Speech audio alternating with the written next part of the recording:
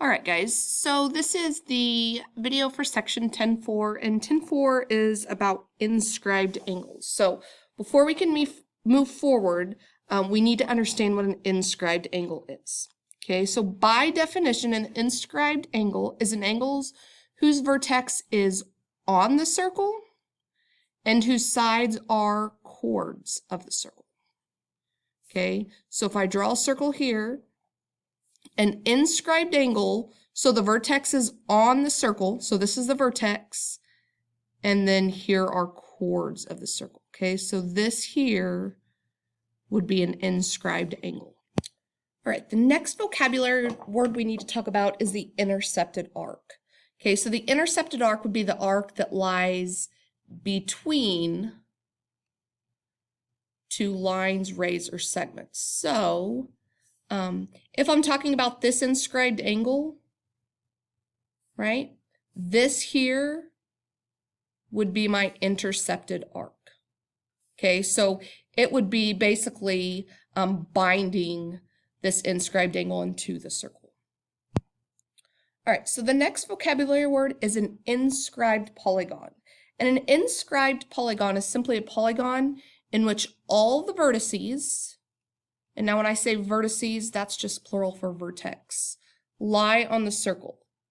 So if we have a circle here, say I have a quadrilateral, I don't know. An inscribed quadrilateral would look something like this. Okay, so all the vertices are on the circle. Okay, so an inscribed polygon would be this. Okay, subtend, this is kind of a hard word to explain, so there's a diagram below that kind of uses it in a sentence, and I think it helps it quite a bit. So subtend is just if the points of a quarter arc lie on the sides of an inscribed angle, the quarter arc is said to subtend that angle. Okay, so it's kind of a relationship type thing. Okay, and then a circumscribed circle would be a circle that contains all the vertices of an inscribed polygon. So a circumscribed circle would be the circle that surrounds the inscribed polygon. So you can't have an inscribed polygon without a circumscribed circle, and you can't have a circumscribed circle without an inscribed polygon. Okay, now there's a little diagram below these that kind of talks about and shows pictures of each of these, so feel free to read over that. All right, so this is kind of the main idea for this entire chapter, or this entire section, I'm sorry, and we do have another couple theorems too, but this is kind of a big deal. So we learned in, I think it was section 2, that a central angle, the measure of the central angle is equal to the measure of the intercepted arc. Okay, so if you remember, if this angle here is, I don't know, 50 degrees, whatever, then this arc would be 50 degrees. Okay, an inscribed angle is different. Okay, so an inscribed angle is 1/2 the measure of the intercepted arc. Okay, so for example, if AB, if this is, I don't know, 100 degrees, we'll just do something easy. Okay, if this is 100 degrees, the inscribed angle would be half that, so it would be 50 degrees. All right, so let's look at the first couple in example 1. Okay, so the first one is find the measure of angle T. So I'm just going to highlight angle T. Okay, and I want to notice that my intercepted arc for angle T is 48 degrees. So by the theorem we just talked about, the inscribed angle, which angle T is an inscribed angle, has to be half of the intercepted arc, so it'd be 48 divided by 2, which is simply 24 degrees. Okay, now the second one, we want to find the measure of QR. Let me go ahead, I'm going to erase this. Okay, so we want to find the measure of QR. Okay, well, we know that from here to here, this is a semicircle, so it's half a circle, so this would just be 180 degrees. Half a 360 is 180. Okay, and we know if this is 50, then from T to Q, has to be double that, which is 100, because this is half the measure of this. And so QR would just be the difference, so 180 minus 100. So QR would be 80 degrees. All right, I want you to go ahead and do this one on your own, and then we'll go over it. All right, so the first thing you should have found is RS, which is highlighted right here.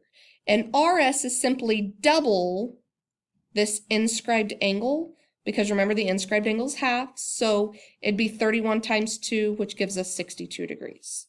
Okay, now we want to find the measure of STR, so STR. We want to find the measure of this angle. Okay, well, if its intercepted arc we just found was 62 degrees, that means this angle has to be half that, which is 31 degrees. So if you notice, both of these angles here are the same, and that should make sense because their intercepted arc, which is 62, both of them have to be half of that. So that should make sense to you. All right, that brings us to our next theorem here, which tells us that if two inscribed angles have the same intercepted arc, then they're congruent. So notice that both D and C, the intercepted arc is AB, which means they have to be congruent because they're both half of that. Like I said, that should make sense to you guys.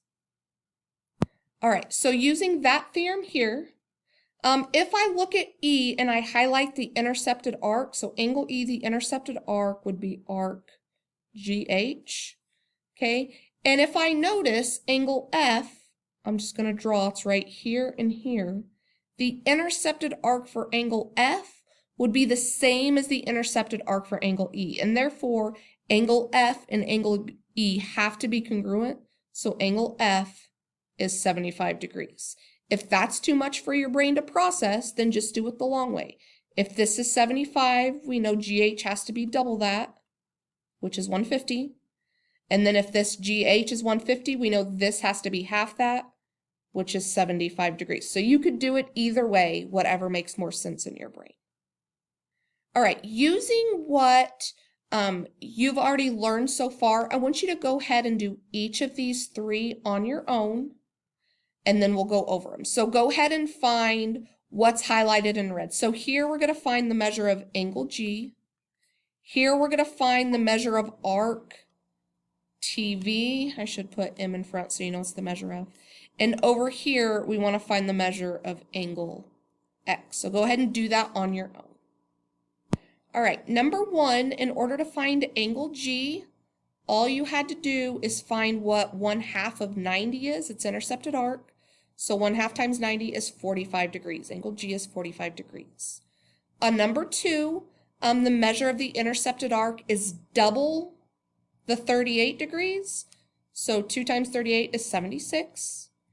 And then on number three, notice that both of these angles have the same intercepted arc, which is right here. And therefore, these two angles are congruent. So angle X has to be 72 degrees as well. All right, guys, there's two more theorems in this section.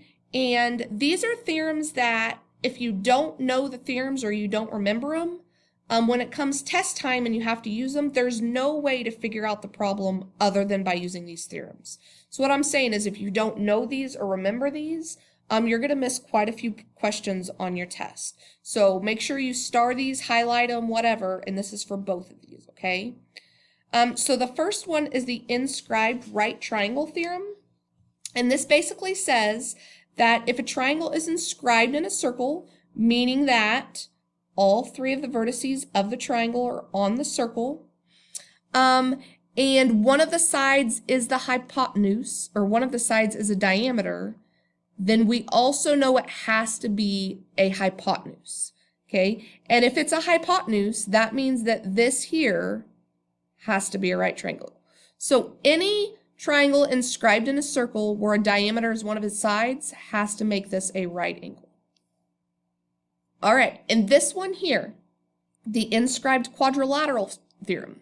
So once again, this quadrilateral has to be inscribed, meaning all four vertices are on the circle. And if this is the case, then opposite angles are going to be supplementary. So angle E and angle G would add up to 180, and then angle F and angle D would also add up to 180 degrees. All right, so let's look at the first part of example 5. Okay, so find the value of each variable. Okay, so I notice I have an inscribed triangle here, and one of the sides of this triangle is a diameter. Okay, that tells me that this AB is actually a hypotenuse, which means that this is a right angle. So I know that 2x is a right angle, so 2x has to equal 90. Okay, divide both sides by 2, I get x is 45. Okay, now if I look over here, I see an inscribed quadrilateral. All four vertices are on the circle, and all that means is that opposite angles are supplementary. So y plus 120 has to equal 180, and also z plus 180 has to equal 180. Okay, so that means y is 60. Sorry, this is 80, not 180.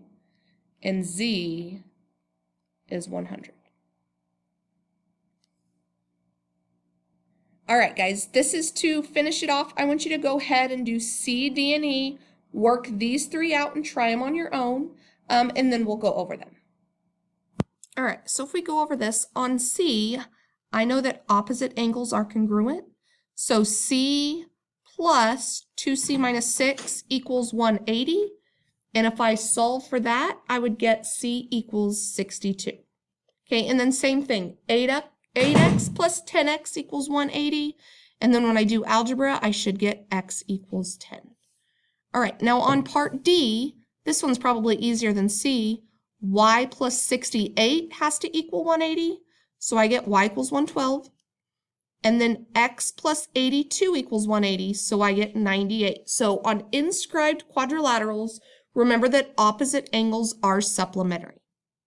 Okay, now on E, now we have an inscribed triangle. And if we have an inscribed triangle and one of the sides of the triangle is a diameter, we also know it's a hypotenuse. So this, what I highlighted in green, is a hypotenuse, which means that angle L has to be a right angle, so automatically I know x equals 90, okay?